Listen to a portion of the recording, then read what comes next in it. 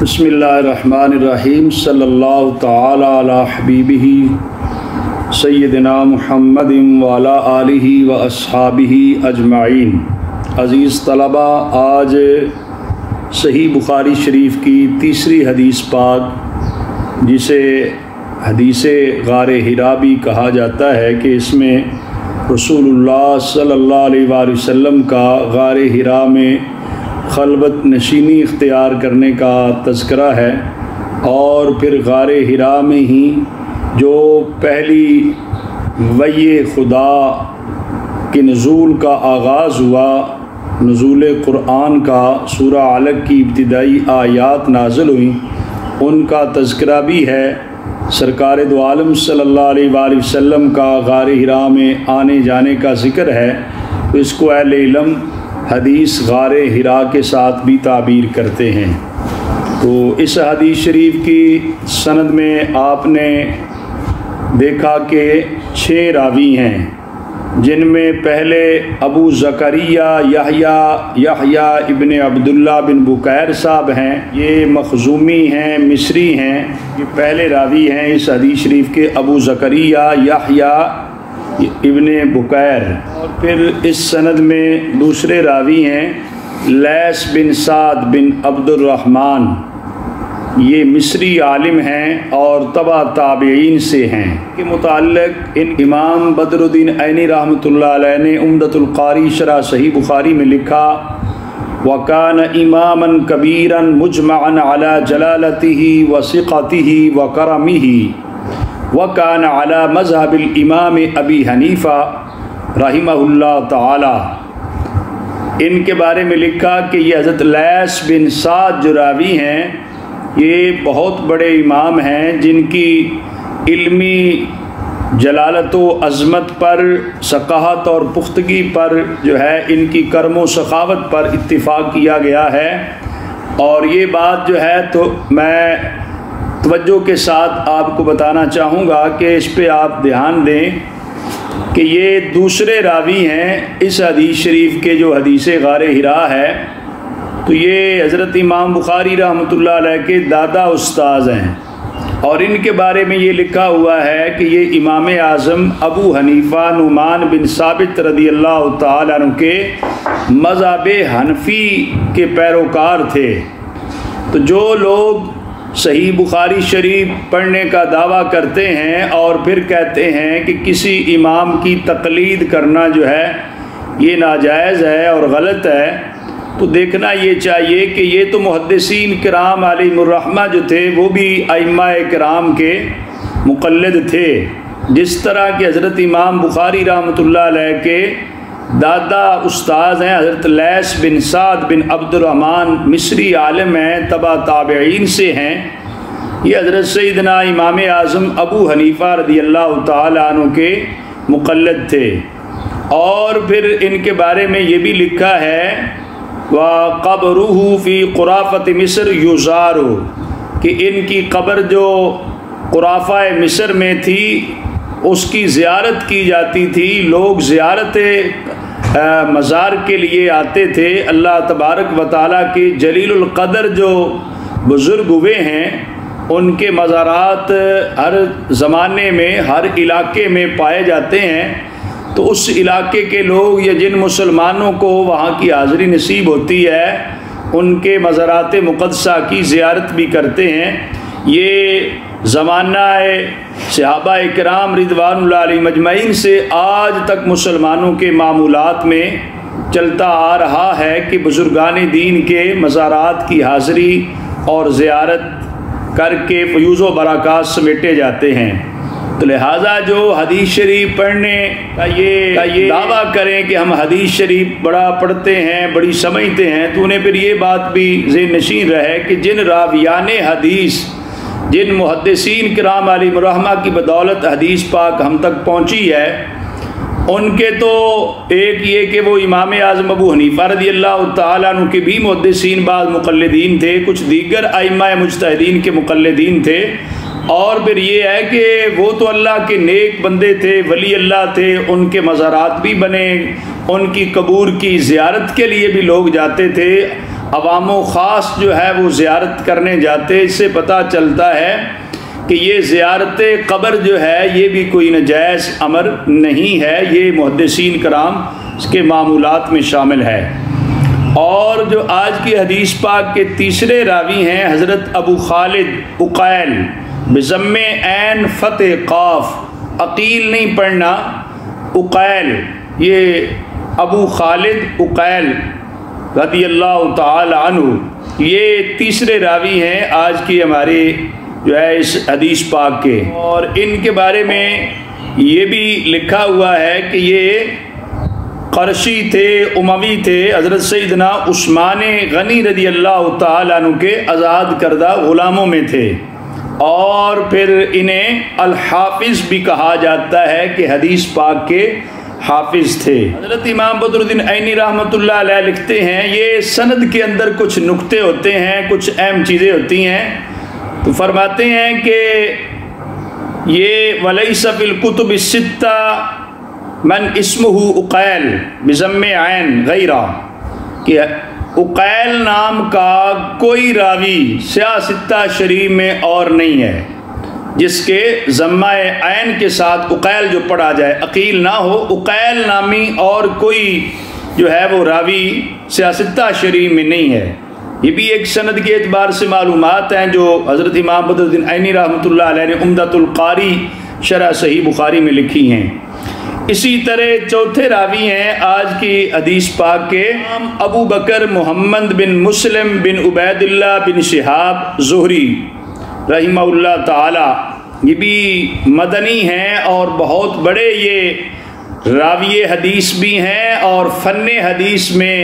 تدوین حدیث میں حضرت سیدنا امام زہری رحمہ اللہ کا بہت بڑا مرتبہ اور مقام ہے۔ یہ شام میں رہائش پذیر رہے، اور چونکہ مدنی تو ہیں ہی ہیں لیکن شام میں بھی یہ سکونت انہوں نے اختیار کی تھی۔ وَهُوَ تَابِعِيٌّ صَغِيرٌ، یہ کم عمر تابعی بھی ہیں۔ انہوں نے حضرت سیدنا انس رضی اللہ تعالیٰ عنہ، حضرت ربیعہ بن عباد اور بھی کئی صحابہ کرام رضوان اللہ علیہ مجمعین کی زیارت بھی کی، ان سے احادیث مبارکہ جو ہیں وہ سنی ہیں، اور ابن عمر رضی اللہ تعالی عنہما کی بھی زیارت کی ہے، ان سے بھی حدیث پاک روایت کی ہے۔ کہا جاتا ہے کہ انہوں نے 2 احادیث مبارکہ جو ہیں ان سے روایت کی ہیں، حضرت عبداللہ بن عمر رضی اللہ تعالی عنہ سے۔ اور پھر حضرت امام زہری رحمہ اللہ کا تابعین میں ایک بلند مرتبہ تھا فن حدیث کے اعتبار سے، حدیث پاک جمع تدوین میں ان کا مرتبہ مقام تھا، اس لیے ایک تابعین کی بڑی ایک جماعت نے آپ سے احادیث مبارکہ لی ہیں، جن میں حضرت عطا بھی ہیں، حضرت عمر بن عبدالعزیز بھی ہیں، اور بھی کچھ لوگ ہیں۔ تو ان کے بارے میں آتا ہے، امام بدر الدین عینی رحمۃ اللہ علیہ عمدۃ القاری میں لکھتے ہیں مات بالشام، یہ شام کے اندر ہی ان کا وصال مبارک ہوا۔ وَأَوْصَى بِأَن يُدْفَنَ عَلَى الطَّرِيقِ بِقَرْيَةٍ يُقَالُ لَهَا شَغَب، انہوں نے فوت ہوتے یہ وصیت کر دی تھی کہ مجھے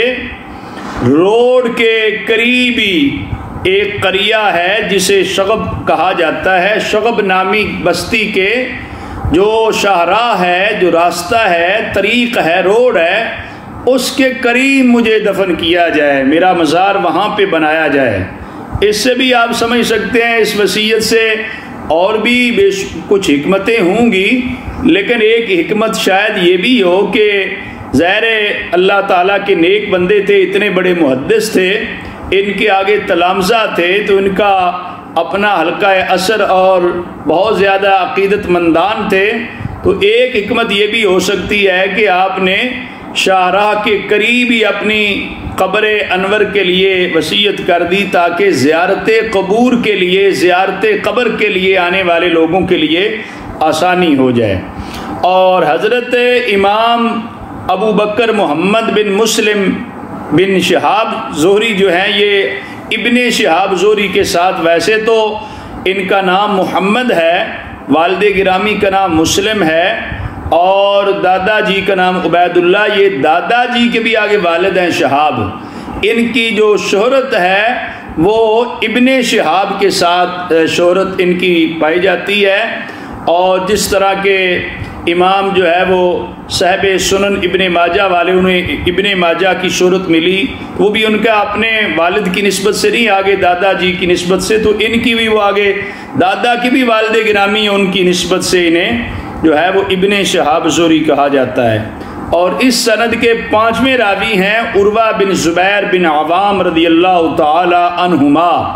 حضرت سیدنا زبیر بن عوام رضی اللہ تعالیٰ عنہ کے لختے جگر ہیں حضرت سیدنا عروہ رضی اللہ تعالیٰ عنہ، چونکہ ان کا تذکرہ مبارک پچھلی حدیث پاک کی سند کے اندر بھی گزر چکا۔ یہ 5ویں راوی ہیں، انہوں نے حضرت ام المؤمنین عائشہ صدیقہ رضی اللہ تعالیٰ عنہا سے روایت لی ہے، جو آج آپ پڑھنے جا رہے ہیں۔ تو حضرت ام المؤمنین عائشہ صدیقہ رضی اللہ تعالیٰ عنہا کا تذکرہ مبارک جو ہے وہ بھی ہم گزشتہ حدیث پاک کی سند میں کر چکے ہیں، اور اس وقت بتایا کہ حضرت اما عائشہ صدیقہ رضی اللہ تعالی عنہا سے جو روایات ہیں وہ خواتین صحابہ میں سب سے زیادہ روایات آپ سے ہیں، اور پھر جو 6 صحابہ کرام ہیں جن سے سب سے زیادہ احادیث مبارکہ روایت کی گئی ہیں، ان 6 راویان حدیث میں ایک نام نامی اس میں گرامی حضرت ام المؤمنین سیدہ عائشہ صدیقہ رضی اللہ تعالی عنہا کا بھی آتا ہے۔ بہرحال ان آخری 2 جو راوی ہیں، ان دونوں کا تذکرہ چونکہ پچھلے حدیث پاک کی سند میں باز کرتے ہو چکا ہے، تو اسی پر میں اکتفا کرتا ہوں۔ اب جو ہے حدیث پاک کے آپ ترجمہ، تشریح اور حدیث شریف کے ضمن میں جو چیزیں شارحین حدیث نے ذکر کی ہیں، ان میں سے بعض چیزیں بیان کی جائیں گی، تو آپ حدیث پاک کا ترجمہ بھی ساتھ ساتھ سنتے جائیں، اور اس کے ساتھ ساتھ جو احادیث مبارکہ کے اجزاء ہیں نا، ایک ایک جز کی جو وضاحت کی جاتی ہے، تشریح ہوتی ہے، اور اس سے آگے جو تحقیق ہوتی ہے، جو نکات و فوائد حدیث ملتے ہیں، وہ ساتھ ساتھ ہی آپ سماعت فرماتے جائیں۔ ترجمہ تو حدیث پاک اس کا یہ بنتا ہے نا، حضرت ام المؤمنین سیدہ عائشہ صدیقہ رضی اللہ تعالی عنہا سے روایت ہے، آپ فرماتی ہیں کہ رسول اللہ صلی اللہ علیہ وآلہ وسلم پر وحی کی ابتدا اچھے خوابوں سے ہوئی۔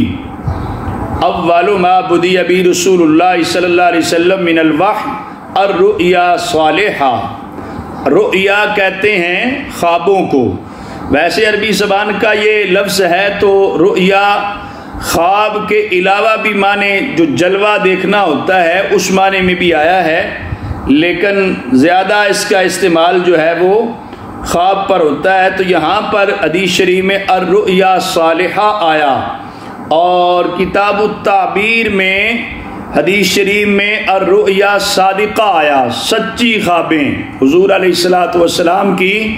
جو وحی کا آغاز ہوا سچی خوابوں سے، یا کہیں صالحہ کہیں تو اچھی خوابوں سے، ظاہر سرکار دو عالم صلی اللہ علیہ وآلہ وسلم کی جو رؤیا تھی وہ صالحہ بھی ہیں، صادقہ بھی ہیں۔ اور پھر رؤیا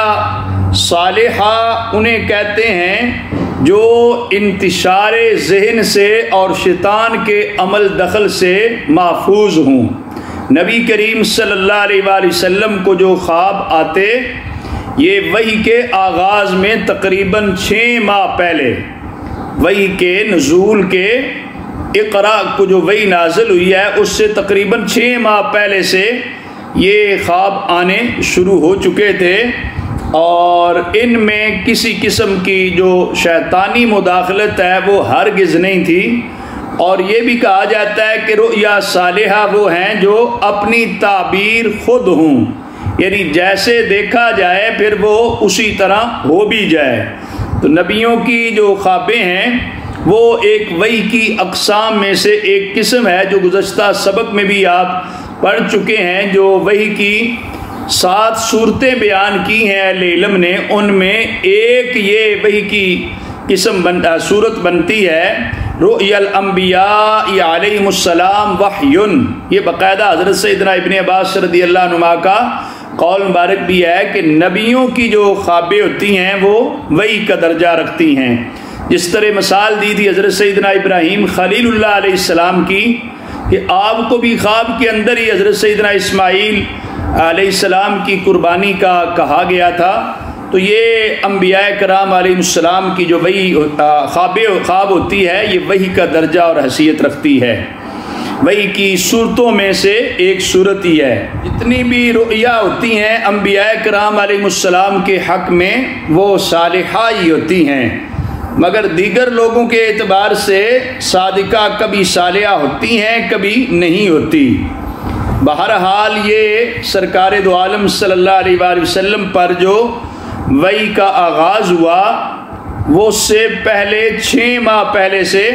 جو ہے مختلف قسم کی رؤیا صالحہ جو ہے اچھی خوابیں آنا شروع ہو چکی تھی۔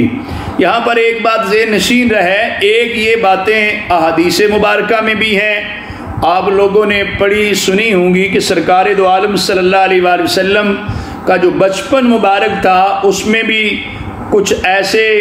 جو ہے عظمتیں ظاہر ہوئی ہیں کہ سرکار دو عالم صلی اللہ علیہ وآلہ وسلم دھوپ میں چلتے تو بادل سایہ کر دیتا، اور درخت جو ہے وہ سایہ کے لیے خود حضور علیہ السلام کی طرف جھک جاتا،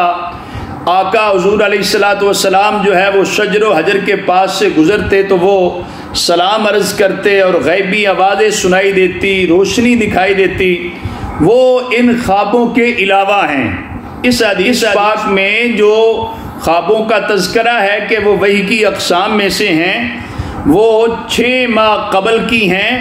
اور وہ جو واقعات حدیث پاک میں ملتے ہیں وہ تو بہت پہلے کے ہیں۔ لہٰذا جو ہے یہ آقا حضور علیہ السلام کے پاس جو خواب کا آنے کا سلسلہ شروع ہوا یہ تقریباً 6 ماہ مدت بتائی گئی ہے۔ فتح الباری اور عینی وغیرہ میں بھی ایسے ہی ہے۔ اور ایک بات اس میں یہ بھی ذہن نشین رہے کہ اس حدیث شریف کو کس باب کے تحت ذکر کیا امام بخاری صاحب رحمۃ اللہ علیہ نے، جو باب ہے کیف کان بعد الوحی الی رسول اللہ صلی اللہ علیہ وآلہ وسلم، کہ رسول اللہ صلی اللہ علیہ وآلہ وسلم کی طرف جو وحی آئی اس کی ابتدا کی کیفیت کیا تھی۔ تو پچھلی حدیث پاک کا بھی ترجمہ الباب کے ساتھ جو ہے واضح طور پہ جو ہے وہ مناسبت و مطابقت تھی، اور اس حدیث پاک کی بھی جو ہے وہ اپنے ترجمہ الباب کے ساتھ مناسبت اور مطابقت واضح طور پہ ہے، چونکہ وہی کئی اس کے اندر بھی ذکر ہے، وہی کی صورتوں میں سے ایک صورت ہے جس کا ذکر ہے، اور پھر یہ وہی کے نزول کا جو تذکرہ ہے وہ بھی اسی حدیث پاک میں ہے، لہذا اس کی بھی جو ہے نا اپنے ترجمہ الباب کے ساتھ مناسبت واضح ہے۔ اس میں ایک نقطہ جو عرض کرنا چاہوں گا وہ یہ بھی ہے کہ یہ جو آقا حضور علیہ السلام کو جو ہے وہ اقرا کے ساتھ قرآن مجید کے نزول کا آغاز ہوا ہے، اس سے 6 ماہ پہلے اگر دیکھا جائے تو وہ 6 ماہ پہلے کا مہینہ ربیع الاول شریف بنتا ہے، چونکہ رمضان المبارک میں قرآن مجید کا نزول ہوا ہے، تو سورہ اقرا جو ہے اس کا نزول رمضان مبارک میں معلوم ہے، تو رمضان المبارک سے 6 ماہ پہلے چلے جائیے پیچھے چلے جائیے تو ربیع الاول شریف ہے۔ تو اس طرح اہل علم کہتے ہیں کہ ربیع الاول شریف کو 4 خصوصیات حاصل ہیں۔ ایک یہ کہ 12 ربیع الاول شریف کو امام الانبیاء صلی اللہ علیہ وآلہ وسلم کی ولادت بسعادت ہوئی، اور پھر وصال مبارک نبی کریم صلی اللہ علیہ وسلم کا جو ہے وہ بھی ربیع الاول شریف میں ہوا، اور جو نبی کریم صلی اللہ علیہ وسلم کی مکہ مکرمہ سے مدینہ منورہ میں ہجرت ہوئی، اس ہجرت کی تکمیل بھی ربیع الاول شریف میں ہوئی۔ اسی طرح جو ہے یہ نبوت کا جو اظہار ہونا شروع ہوا یہ 6 ماہ پہلے کا لیا جائے تو ربیع الاول شریف بنتا ہے۔ اس لحاظ سے 4 قسم کی خصوصیات ربیع الاول شریف کو حاصل ہیں۔ اس حدیث پاک کا پہلا جز آپ نے پڑھ لیا کہ اول ما بدی بہ رسول اللہ صلی اللہ علیہ وسلم من الوحی الرؤیا الصالحہ فی النوم، فی النوم کی قید لگائی گئی کہ صرف رؤیا، کبھی حالت بیداری میں جلوہ دیکھنے کو بھی کہا جاتا ہے، تو فی النوم کا تذکرہ ہوا کہ یہاں رؤیا سے مراد وہ رؤیا ہے جنہیں ہم خواب کہتے ہیں، جو حالت نیند میں آتے ہیں۔ تو آقا حضور علیہ السلام کی یہ اچھے خواب جو ہیں یہ آغاز میں تھے وحی کے اترنے سے پہلے۔ تو اس کی بھی حکمت ایک بیان کی گئی ہے کہ یہ خواب جو تھے اس کی غرض کیا تھی۔ ڈائریکٹلی اللہ تبارک و تعالی وحی قرآن جو ہے وہ وحی الہی نازل فرما دیتا، یہ 6 ماہ قبل جو خواب کا سلسلہ ہے اس کی غرض کیا تھی؟ اس میں بھی شارحین حدیث نے لکھا کہ غرض اس کی اور حکمت یہ تھی کہ سرکار دو عالم صلی اللہ علیہ وآلہ وسلم جو ہیں اچھے خوابوں کی بدولت آپ مانوس ہو جائیں۔ رب تبارک و تعالی کی جب وحی آئے تو فرشتہ وحی لے کر آئے گا تو آپ کے لیے وحی خدا کے جلال کو برداشت کرنا آسان ہو جائے۔ جو بندہ جس کام میں مانوس ہو جاتا ہے وہ کام کرنا اس کے لیے آسان ہو جاتا ہے۔ تو بہرحال سرکار دو عالم صلی اللہ علیہ وآلہ وسلم کے پاس جو ہے یہ خواب کا سلسلہ رہا۔ حدیث شریف میں آتا ہے فَكَانَ لَا يَرَى رُؤْيًا إِلَّا جَاءَتْ مِثْلَ فَلَقِ الصُّبْحِ۔ رسول اللہ صلی اللہ علیہ وآلہ وسلم کوئی خواب بھی دیکھتے تو آپ جو ہے صبح روشن کی طرح جو ہے اس کی تعبیر بھی دیکھ لیتے تھے، یعنی جو خواب بھی دیکھتے حضور علیہ السلام اس کی تعبیر صبح روشن کی طرح ظاہر ہو جاتی۔ ثم حبب الیہ الخلاء، پھر سرکار دو عالم صلی اللہ علیہ وآلہ وسلم کو خلوت نشینی پسند آ گئی۔ جب یہ آقا حضور علیہ السلام کو یہ خواب کا سلسلہ شروع ہوا تو سرکار دو عالم صلی اللہ علیہ وسلم کے دل میں جو ہے وہ خلوت کی محبت ڈال دی گئی کہ آقا حضور علیہ السلام کو الگ تھلگ رہنا جو ہے وہ پسند ہونے لگا۔ تو پھر سرکار دو عالم صلی اللہ علیہ وسلم کے بارے میں آتا وَكَانَ يَخْلُو بِغَارِ حِرَاء، پھر سرکار دو عالم صلی اللہ علیہ وسلم غار حرا میں خلوت نشین ہونے لگے۔ حرا میں خلوت کی جو ابتدا ہے اس کے متعلق بھی یہ لکھا کہ یہ اس بات پہ قرینہ ہے کہ اس کا القاب ذریعہ وہی ہی ہوا، اس لیے اس سے ثابت ہوا کہ اہل و عیال سے الگ تھلگ رہ کر جو پہاڑوں کے غار میں یا کسی بھی جگہ خلوت نشینی کرتے ہیں یا صوفیاء اعظام چلا کشی کرتے ہیں، جو حضرت سلطان الہند خواجہ معین الدین چشتی اجمیری رحمۃ اللہ علیہ نے حضرت داتا گنج بخش علی حجویری رحمۃ اللہ علیہ کے مزار پر انوار پر چلا کشی کی ہے، تو یہ خلوت نشینی اور چلا کشی جو ہے یہ کوئی سادھو پن یا جوگی پن نہیں ہے، بلکہ یہ تو غار حرا کا ایک طرز ہے جو رسول اللہ صلی اللہ علیہ وآلہ وسلم کی سنت مبارکہ بھی ہے کہ سرکار دو عالم صلی اللہ علیہ وآلہ وسلم نے بھی خلوت گزینی پسند فرمائی اور آپ نے باقاعدہ طور پر غار حرا میں خلوت نشینی اختیار فرما لی۔ تو اس سے پتہ چلتا ہے کہ بندہ جو ہے وہ اللہ تبارک و تعالیٰ کے ذکر کے لیے، یاد کے لیے، محویت و استغراق کی کیفیات کے لیے اگر الگ تھلگ ہو جائے تو ظاہر ہے معاشرے میں رہتے ہوئے طرح طرح کے معاملات بھی ہیں، طرح طرح کے جذبات بھی آتے ہیں، تو وہ آدمی کے لیے گویا کہ جو اللہ تبارک و تعالیٰ تک وصول اور رسائی ہے یا ذکر کے اندر استغراقی کیفیات ہے، محویت ہے، اس میں رکاوٹ بنتے ہیں معاملات بھی اور جذبات بھی۔ تو سرکار دو عالم صلی اللہ علیہ وآلہ وسلم نے خلوت کو خود پسند فرمایا، اور پھر اعتکاف کا جو فلسفہ ہے وہ بھی دیکھا جائے اسلام کے اندر تو اس کی بھی غرض یہی ہے کہ لوگ جو ہیں وہ قدرے کچھ دن، کچھ راتیں، کچھ وقت ایسا گزار لیں جس میں گھر والوں سے الگ تھلگ ہو کے اللہ تبارک و تعالیٰ کا ذکر، یاد میں یکسوئی اور توجہ، اخلاص، للہیت پیدا کر لیں تاکہ گناہوں کی آلائشوں سے بچ کر اللہ تبارک و تعالیٰ کی عبادت اور بندگی سے فیض یاب ہو سکیں۔ اور دیکھا جائے تو جو حفظ قرآن مجید ہے، اس میں بھی میں باقاعدہ طور پر نصیحت کرتا ہوں کہ قرآن مجید کے نزول کو جب ہوا تو آقا حضور علیہ السلام معاشرے سے الگ تھلگ تھے اور غار حرا میں تھے۔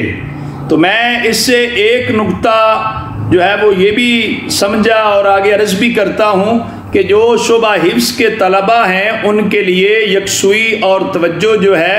وہ انتہائی ضروری ہوتی ہے۔ اگر وہ یکسوئی اور پوری توجہ کے ساتھ قرآن مجید کا حفظ اور ضبط کرتے ہیں تو ان کے لیے آسانی ہوتی ہے، ان کا ضبط اور حفظ قرآن جو ہے وہ پختہ ہوتا ہے، اس میں برکت ہوتی ہے۔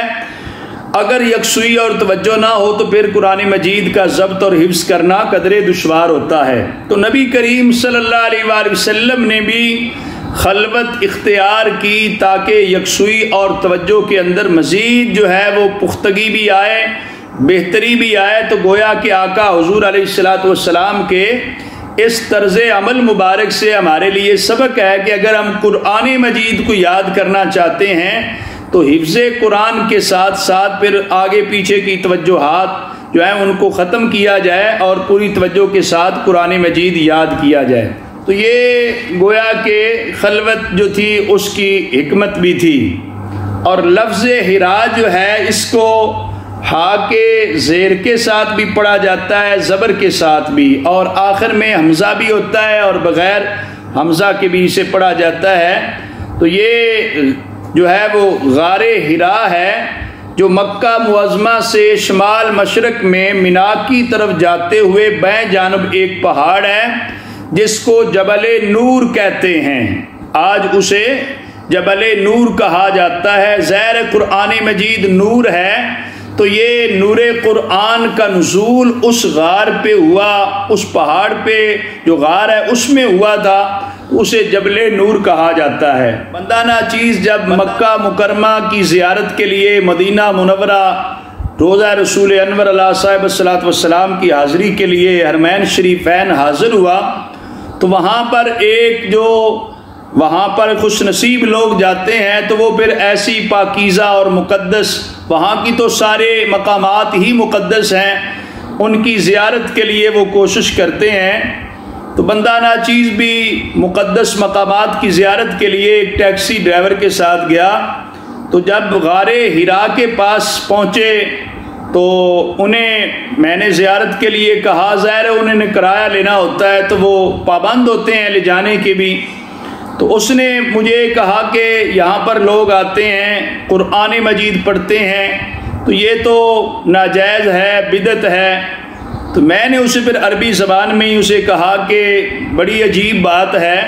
کہ جہاں پہ قرآن مجید نازل ہوا ہے، نزول کا آغاز ہوا،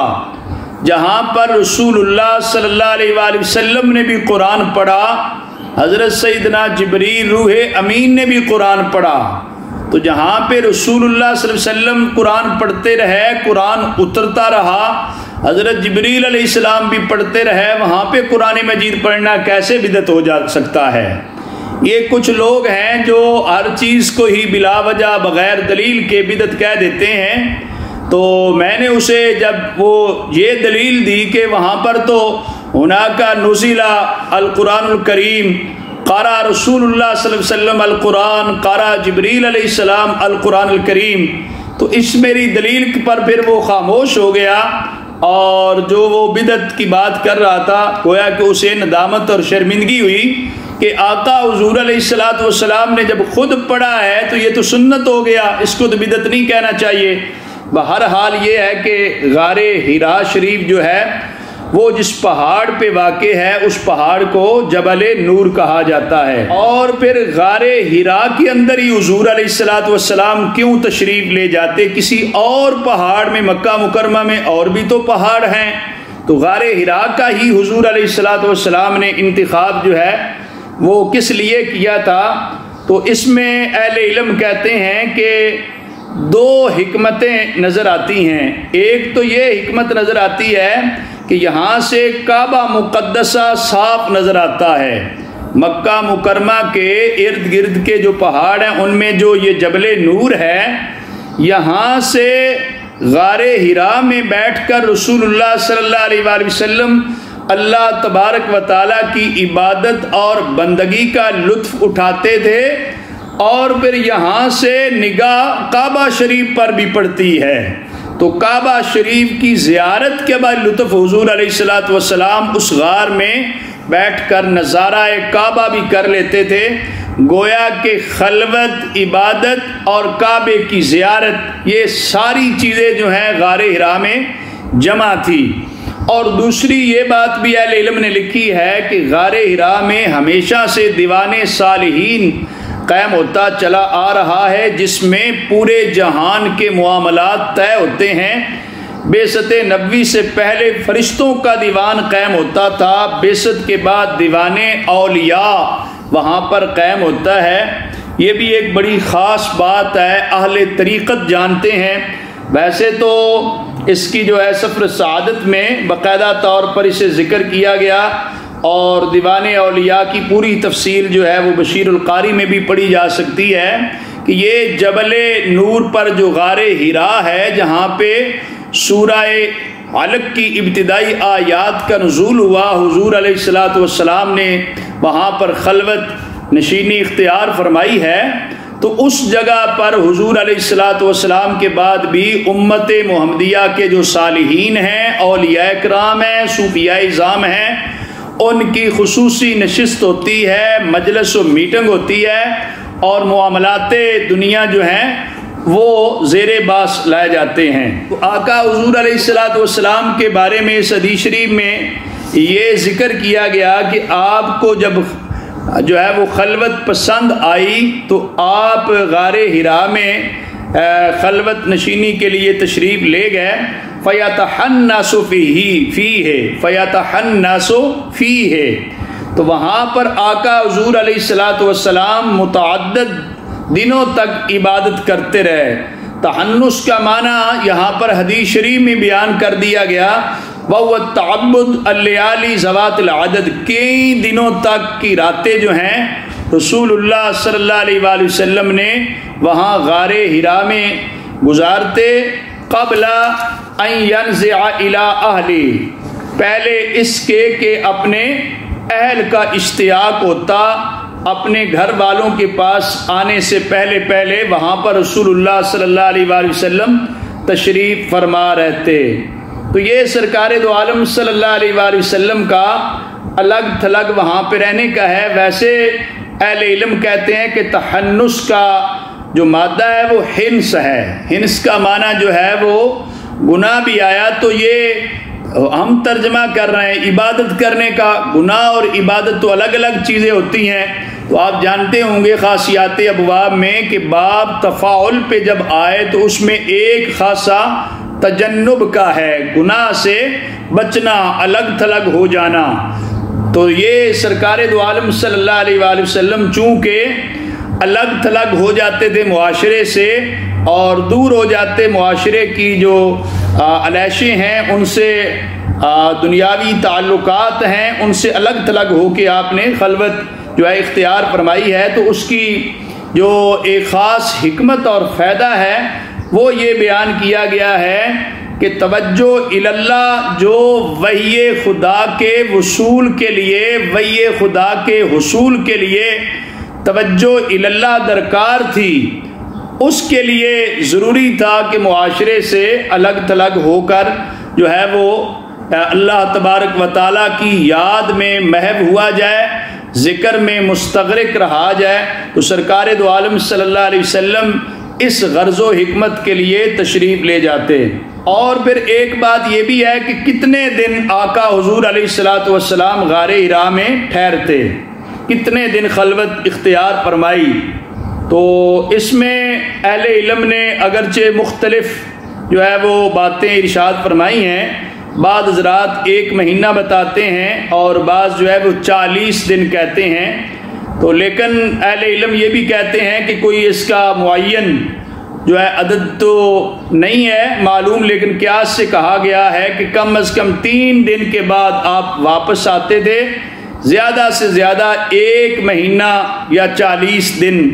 آقا حضور علیہ السلام رہتے۔ اور اسی طرح جو ہے یہ سرکار دو عالم صلی اللہ علیہ وآلہ وسلم کا جو ہے یہ غار حرا میں تشریف لے جانا، اور پھر وَيَتَزَوَّدُ لِذَالِكَ، اس کے لیے توشہ لے جاتے تھے۔ یتزودو کیا ہے؟ زاد راہ، جو سامان ہوتا ہے نا کھانے پینے کی اشیاء اور زاد راہ، تو یہ سرکار دو عالم صلی اللہ علیہ وسلم توشہ لے جاتے اور پھر چند دن وہاں پہ ٹھہرتے۔ تو ثم یرجع الی خدیجہ، پھر حضرت ام المؤمنین سیدہ خدیجۃ الکبریٰ رضی اللہ تعالی عنہا کے پاس حضور علیہ السلام آتے، اور پھر حضرت اماں سیدہ خدیجۃ الکبریٰ رضی اللہ عنہا فیتزود لمثلھا، پھر اتنے دنوں کا اور زیادہ راہ تیار کر دیتی تھی۔ حتی جاءہ الحق، یہاں تک کہ پھر رسول اللہ صلی اللہ علیہ وسلم پر وحی آ گئی۔ تو یہ سرکار دو عالم صلی اللہ علیہ وآلہ وسلم کا جو ہے وہ غار حرا کا معمول ہے، جس کا اس حدیث پاک میں ذکر کیا گیا۔ تو اس میں ایک یہ نام نامی اس میں گرامی آیا حضرت ام المؤمنین سیدہ خدیجۃ الکبریٰ رضی اللہ عنہا کا۔ تو ان کے جو ہے وہ حالات زندگی میں سے چند مبارک کلمات میں عرض کرتا ہوں کہ حضرت ام المؤمنین سیدہ خدیجۃ الکبریٰ رضی اللہ عنہا وہ خوش نصیب فخر کائنات خاتون ہیں جنہیں سب سے پہلے سید الانبیاء صلی اللہ علیہ وسلم کی زوجیت کا شرف حاصل ہوا، اور پھر یہ بھی ان کی خصوصیت ہے کہ جب تک یہ زندہ رہیں حضور علیہ السلام نے کسی اور سے نکاح نہیں فرمایا، اور پھر یہ بات بھی ہے کہ انہی کے بطن سے اولاد ہوئی، اور پھر یہ بھی ہے کہ خواتین میں سب سے پہلے دائرہ اسلام میں داخل ہونے کا جو اعزاز ہے وہ حضرت سیدہ خدیجۃ الکبریٰ رضی اللہ تعالی عنہا کو نصیب ہوا۔ سیدہ خدیجۃ الکبریٰ رضی اللہ تعالی عنہا جو ہیں ان کی عمر مبارک 65 سال کی عمر میں تقریباً 25 سال رفاقت کر کے 10 نبوت یعنی 10 سن نبوی عام الحزن میں رمضان المبارک میں آپ کا وصال مبارک ہوا۔ حضرت سیدہ خدیجۃ الکبریٰ رضی اللہ عنہا کے بطن مبارک سے جو اولاد ہوئی 4 صاحبزادیاں ہیں جو حضور علیہ السلام کی ان کے بطن مبارک سے ہیں، ایک حضرت رقیہ، ایک حضرت زینب، حضرت ام کلثوم، حضرت سیدہ خاتون جنت فاطمہ زہرا رضی اللہ تعالی عنہا۔ یہ 4 صاحبزادیاں حضور علیہ السلام کی ام المؤمنین سیدہ خدیجۃ الکبریٰ رضی اللہ عنہا کے بطن مبارک سے ہوئیں، اور پھر ان صاحبزادیوں میں جو عظمت شان اور مرتبہ مقام حضرت سیدہ خاتون جنت فاطمہ زہرا سیدۃ النساء کو حاصل ہوا،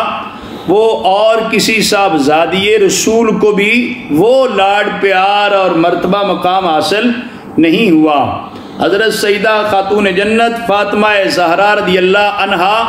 کا خاص مرتبہ اور مقام ہے، اور پھر حضور علیہ السلام کے صاحبزادگان جو حضرت قاسم، حضرت طیب، حضرت طاہر،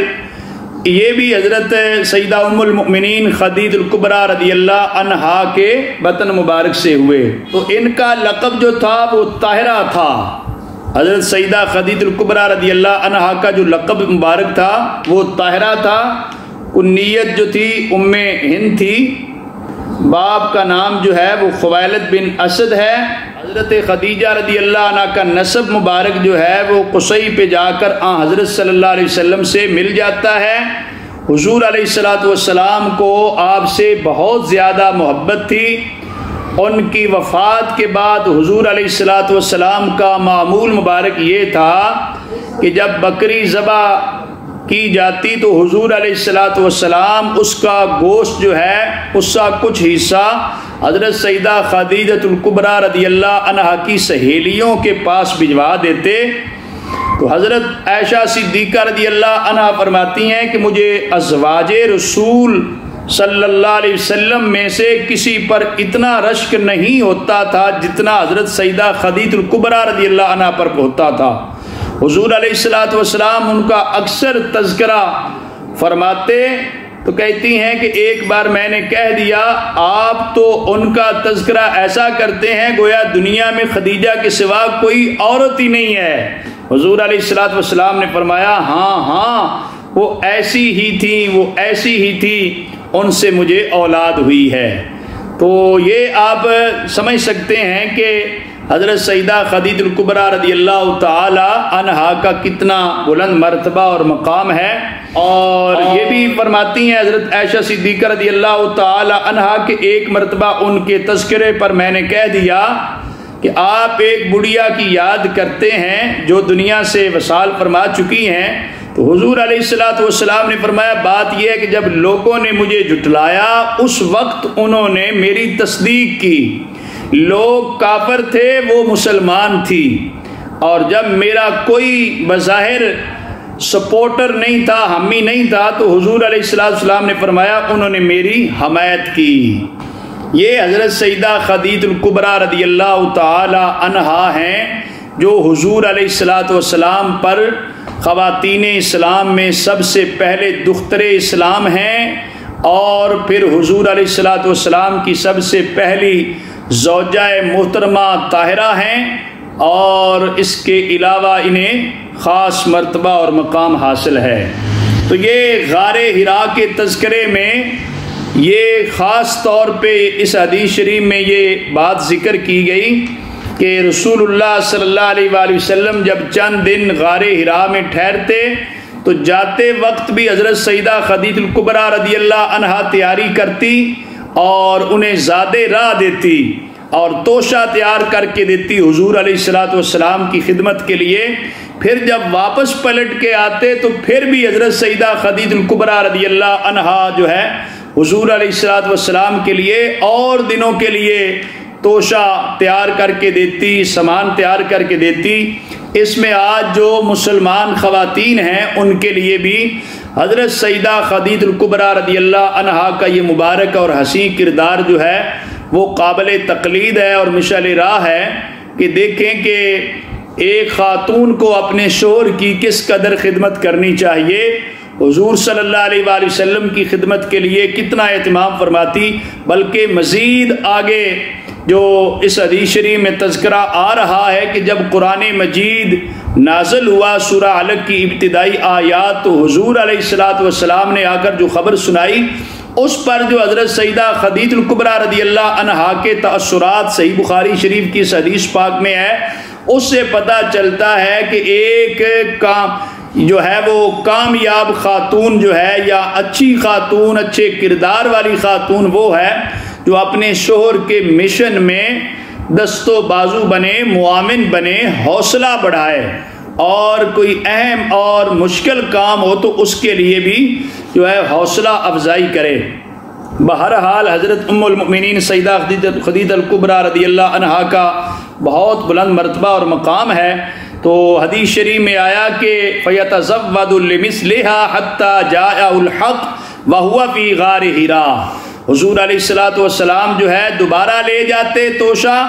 اور یہاں تک کہ آپ پر وہی ہے، حق سے مراد یہاں پر وہی ہے، وَهُوَ فِي غَارِ حِرَا، رسول اللہ صلی اللہ علیہ وسلم غار حرا میں تھے۔ سرکار دو عالم صلی اللہ علیہ وآلہ وسلم کا یہ غار حرا میں توشہ لے جانا، اس سے پتہ چلتا ہے کہ ضروریات زندگی جمع کرنا توکل کے منافی نہیں ہے۔ جو ضروریات زندگی کی چیزیں ہیں، رزق حلال کمانا، پھر اپنے لیے اپنے بال بچوں کے لیے مال و دولت جمع کرنا، جائز اور حلال طریقے سے کھانے پینے کی اشیاء خرد و نوش جو ہے ان کو جمع رکھنا، یہ کوئی توکل کے خلاف نہیں ہے۔ بقدر ضرورت کھانے پینے کا سامان ساتھ رکھنا، اس پر کوئی یہ اعتراض کرے کہ دیکھو توکل یہ ہوتا ہے کہ پاس کچھ بھی نہ رکھا جائے، تو یہ بات نہیں ہے۔ اسباب کا اختیار کرنا، پھر جو ہے اسباب کی جو تاثیر ہے وہ اللہ تبارک و تعالیٰ کے سپرد اور حوالے ہے کہ رب تعالیٰ چاہے تو وہ کام دیں چاہے تو کام نہ دیں، لیکن یہ ضروریات زندگی کا جمع رکھنا یہ توکل کے خلاف نہیں ہے۔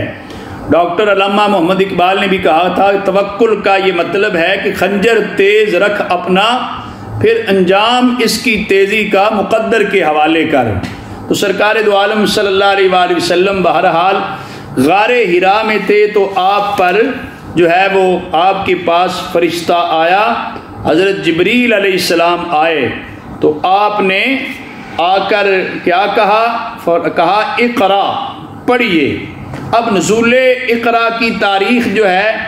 اس میں بھی ایک تو یہ ہے کہ الحق کا لفظ میں نے عرض کیا، اس سے مراد وہی ہے بالاتفاق،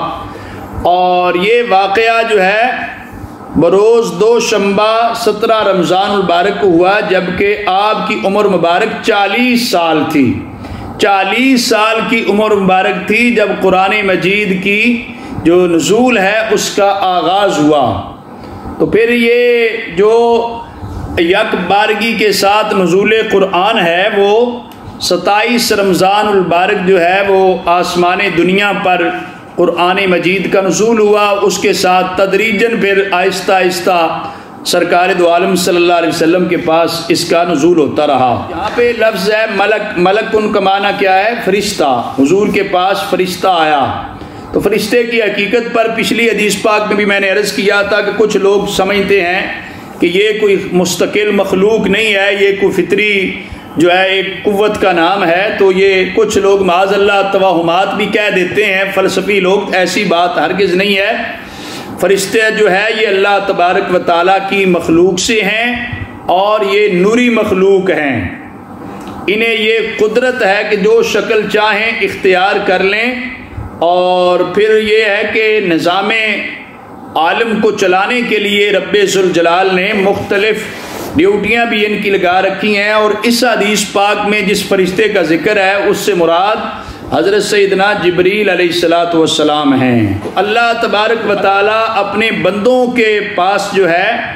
پیغام کے لیے درمیان میں فرشتے کو مقرر کرتا ہے، بغیر واسطہ فرشتہ بھی پیغام خدا بندی بعد انبیاء کرام علیہ السلام کو نصیب ہوتا ہے،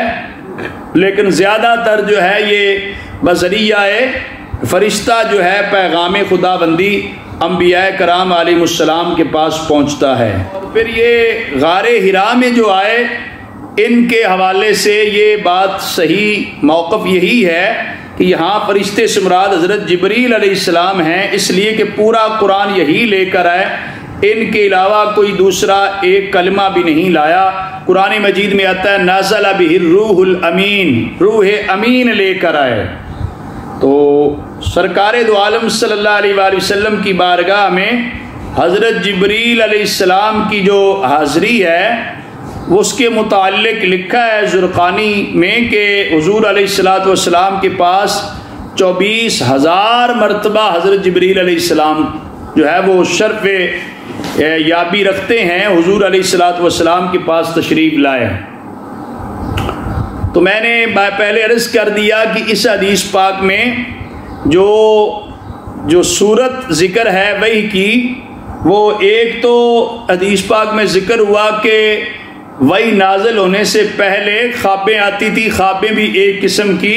وحی کی صورتوں میں سے ایک صورت ہے، اور پھر دوسری جو پچھلی حدیث پاک میں 2 صورتیں ذکر تھیں، ان میں سے ایک یہ تھی سلسلۃ الجرس، گھنٹی کی سی آواز ہے، دوسری یہ تھی کہ فرشتہ جو ہے وہ انسانی شکل میں آئے۔ تو یہاں پر جو ہے وہ پہلی والی حدیث میں وحی کی جو 2 صورتیں بیان ہوئی ہیں، تو یہاں پر غار حرا میں آقا حضور علیہ السلام کے پاس حضرت جبریل علیہ السلام آئے ہیں، انہوں نے آ کر سرکار دو عالم صلی اللہ علیہ وآلہ وسلم سے یہ کہا کہ اقرا، پڑھیے۔ تو اس حدیث کا سیاق و سباق اس بات پر دلالت کرتا ہے کہ نزول وحی دوسری ہی صورت میں تھی، یعنی فرشتے کی جو صورت ہوتی ہے نا انسانی شکل میں آنا، اس میں تھا۔ حضرت جبریل علیہ السلام نے حضور سے کہا اقرا، پڑھیے۔ تو نبی کریم صلی اللہ علیہ وآلہ وسلم نے جواب دیا ما انا بقارئ، میں نہیں پڑھتا۔ یہ قارئن جو ہے یہ صیغہ ہے اسم فاعل کا قرأ سے، تو اس کے ترجمے میں آتا ہے میں نہیں پڑھتا۔ تو بعض لوگ جو ہے اس کا معاذ اللہ ایسا ترجمہ کرتے ہیں جس میں عظمت مصطفیٰ صلی اللہ علیہ وآلہ وسلم مجروح ہوتی ہے، وہ یہ ترجمہ کر دیتے ہیں کہ میں پڑھا ہوا نہیں۔ یہ ترجمہ جو ہے وہ درست نہیں ہے۔ ہمارے بزرگوں نے جو ترجمہ کرایا وہ یہ ہے کہ میں نہیں پڑھتا، اور یہی زیادہ مناسب اور زیادہ ترجیح والا ہے، اس لیے کہ غار حرا میں حضور صلی اللہ علیہ وسلم جو مشاہدہ ذات اور صفات الہی میں اتنے مستغرق تھے کہ وہاں کسی کی گنجائش ہی نہیں تھی کسی اور کام کی۔ یہ جو حضور نے جواب دیا میں نہیں پڑھتا، یہ اس وجہ سے تھا کہ حضور رب کی یاد میں محو تھے، مستغرق تھے، تو جو اللہ تعالیٰ کی یاد میں محو ہو اسے کوئی آ کر کچھ کہے تو ادھر توجہ کرنے کی بجائے وہ تو رب تعالیٰ کی یاد میں محویت کا عالم تھا، استغراقی کیفیت تھی، تو حضور نے جواب دیا میں نہیں پڑھتا۔ پھر نبی پاک صلی اللہ علیہ وآلہ وسلم کا جو رب تعالیٰ کے ساتھ ایک قریبی تعلق ہے، ایسا تعلق تو اور کسی کا بھی نہیں ہے۔ حدیث شریف میں آتا ہے لی مع اللہ وقت لا یسعنی فی ملک مقرب ولا نبی مرسل، کہ حضور علیہ السلام فرماتے ہیں اللہ کے ساتھ میرا ایک خاص وقت ہوتا ہے کہ اس میں تو مقرب فرشتہ اور نبی مرسل کی بھی گنجائش نہیں ہوتی۔ تو وہ مرتبے اور مقام جو حضور علیہ السلام کو حاصل تھا، آقا حضور علیہ السلام اس مقام پر تھے، تو جبریل علیہ السلام نے کہا اقرا پڑھیے، تو حضور نے جواب دیا ما انا بقارئ میں نہیں پڑھتا۔ حدیث شریف میں آتا ہے کہ حضور علیہ السلام نے بتایا کہ فاخذنی فغطنی، فرشتے نے مجھے پکڑا اور پھر پوری طاقت کے ساتھ جو ہے دبوچا، حتی بلغ منی الجہد، یہاں تک کہ پوری طاقت لگا دی ان کی۔ حضرت جبریل علیہ السلام جو ہے اپنی جہد اپنی طاقت کی انتہا کو پہنچ گئے۔ حدیث شریف میں آتا ہے حضور فرماتے ہیں ثم ارسلنی، پھر مجھے حضور جبریل علیہ السلام نے چھوڑا، پھر دوبارہ کہا اقرا پڑھیے، حضور فرماتے ہیں پھر میں دوبارہ بھی یہی جواب دیا ما انا بقارئ میں نہیں پڑھتا۔ فاخذنی فغطنی الثانیہ، پھر دوبارہ جبریل علیہ السلام نے مجھے پکڑا اور طاقت بھر مجھے دبوچا، تو پھر ثم ارسلنی، پھر مجھے چھوڑ کے پھر کہا اقرا پڑھیے، پھر میں نے یہی جواب دیا ما انا بقارئ میں نہیں پڑھتا۔ حضور فرماتے ہیں پھر مجھے پکڑا اور تیسری مرتبہ بھی پوری طاقت لگا کے، جبریل علیہ السلام کو رب تعالیٰ نے نہ جانے کتنی طاقت عطا فرمائی، فرشتوں کے سردار ہیں، آپ نے پوری طاقت لگا کے پھر یہی حضور علیہ السلام سے کہا، تو چھوڑ کر کہا پھر اقرا بسم ربک الذی خلق خلق الانسان من علق اقرا وربک الاکرم۔ یہ آیات جو سورہ علق کی ابتدائی آیات ہیں، آقا حضور علیہ السلام ما لم یعلم تک کی 5 ابتدائی آیتیں جبریل علیہ السلام نے پڑھی، پھر حضور علیہ السلام نے بھی ساتھ پڑھی۔ تو یہ سرکار دو عالم صلی اللہ علیہ وآلہ وسلم کو 3 مرتبہ جبریل علیہ السلام نے اقرا کہا تو حضور نے جواب دیا ما انا بقارئ میں نہیں پڑھتا۔ اس میں ایک بڑا باریک نقطہ بھی ہے کہ صرف پڑھنا جو ہے وہ کوئی نافع نہیں ہے، علم جو ہے وہ نافع نہیں ہے، علم نافع وہ بنتا ہے جو رب تعالیٰ کی ذات تک پہنچا دے۔ تو یہ آقا حضور علیہ السلام نے اقرا پر قرات شروع نہیں کی، سرکار دو عالم صلی اللہ علیہ وسلم کو جب یہ 4تھی مرتبہ کہا گیا اقرا بسم ربک الذی خلق، اپنے رب کے نام سے پڑھیے، پھر حضور علیہ السلام نے پڑھنا شروع کیا، جس سے پتہ چلتا ہے کہ جو قرات اور جو علم رب تک پہنچائے، جو رب تعالیٰ کے وصول اور رسائی کا ذریعہ بنے، وہ علم نافع ہوتا ہے۔ حضور علیہ السلام نے اس علم کو حاصل کیا، اس علم کے فروغ کی آگے ترغیب ارشاد فرمائی ہے، جس علم کا فائدہ اپنی ذات کو ہو، انسانیت کو ہو، اگر اللہ تعالیٰ کی رضا اور خوشنودی کے لیے ایسا علم پڑھا جائے، ایسا علم پڑھایا جائے تو اس علم کو علم نافع کہتے ہیں، اگرچہ وہ دنیا کی جو دیگر میڈیکل کا علم ہے، انجینئر کا علم ہے اور باقی مختلف علوم ہیں، ان کو بھی جن میں کوئی شرعی ممانعت نہ ہو، انسانیت کی فلاح و بہبود کے لیے ہوں، انسانیت کے بھلے کے لیے ہوں، اور بندے کو اس سے فائدہ پہنچے، اوروں کو اس سے فائدہ پہنچے، تو ایسا علم میں اگر نیت رب تعالیٰ کی رضا کی کر لی جائے کہ میں یہ علم پڑھ کے اللہ تعالیٰ کی رضا کے لیے اللہ تعالیٰ کی مخلوق کی خدمت کروں گا، ان کی رہنمائی کروں گا، ان سے تعاون کروں گا، ان کی ضروریات پوری کروں گا، تو وہ جو دنیاوی علم ہے وہ بھی انسان کے لیے علم نافع بن جاتا ہے۔ تو پھر جو علوم میں خاص علم دین ہے، اس کا جو مرتبہ اور مقام ہے وہ باقی سارے علوم سے بلند تر ہے، اور پھر اس علم دین جو ہے اس کے لیے تو اللہ تعالیٰ خاص لوگوں کو منتخب کرتا ہے۔ حدیث شریف میں جو آتا ہے، من یرید اللہ بہ خیرا یفقہہ فی الدین، اللہ تبارک و تعالیٰ جن کے ساتھ خیر کا ارادہ فرماتا ہے انہیں دین کے لیے چن لیتا ہے، اور یہ تو دین کا علم جو ہے وہ پڑھنا پڑھانا اور دین کی خدمت، یہ رسول اللہ صلی اللہ علیہ وسلم کا مشن مبارک ہے۔ اس مشن پر تو خوش نصیب لوگ چلتے ہیں، تب بھی علماء کرام جو ہیں انہیں رسول اللہ صلی اللہ علیہ وسلم کا وارث اور نائب کہا جاتا ہے کہ حضور کے مشن کو لے کے چلتے ہیں۔ تو لہذا عزیز طلبہ، ہمیں بھی یہ علم دین بڑی محبت کے ساتھ، خلوص کے ساتھ پڑھنا چاہیے، اور اس کے راہ میں آنے والی جو دشواریاں اور مشکلات ہیں انہیں بھی خندہ پیشانی سے برداشت کرنا چاہیے۔ یہ بہت بڑی عظمت کی اور شان کی بات ہے کہ وہ کام کریں جو رسول اللہ صلی اللہ علیہ وسلم نے کیا، اس سے بڑھ کر اور کیا ہو سکتا ہے۔ تو لہذا حضور علیہ السلام کو جب یہ کہا گیا اقرأ بسم ربک الذی خلق، اپنے اس رب کے نام سے پڑھیے جس نے پیدا کیا ہے، تو یہ سرکار دو عالم صلی اللہ علیہ وآلہ وسلم نے پڑھنا شروع فرمایا۔ اس میں ہمارے لیے درس اور سبق یہ تھا کہ سرکار دو عالم صلی اللہ علیہ وآلہ وسلم نے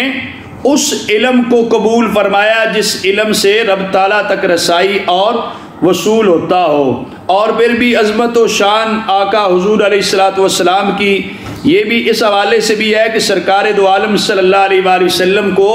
جو توجہ اور یکسوئی رب تعالیٰ کے ذکر اور فکر میں تھی، حضرت جبریل علیہ السلام کے طاقت بھر دبوچنے سے بھی توجہ آپ نے ادھر سے نہیں ہٹائی۔ تو ہمیں بھی دین کی بات کرتے وقت، دین کا سبق پڑھتے وقت، دین پڑھاتے وقت ہماری توجہ اور یکسوئی جو ہے وہ بھی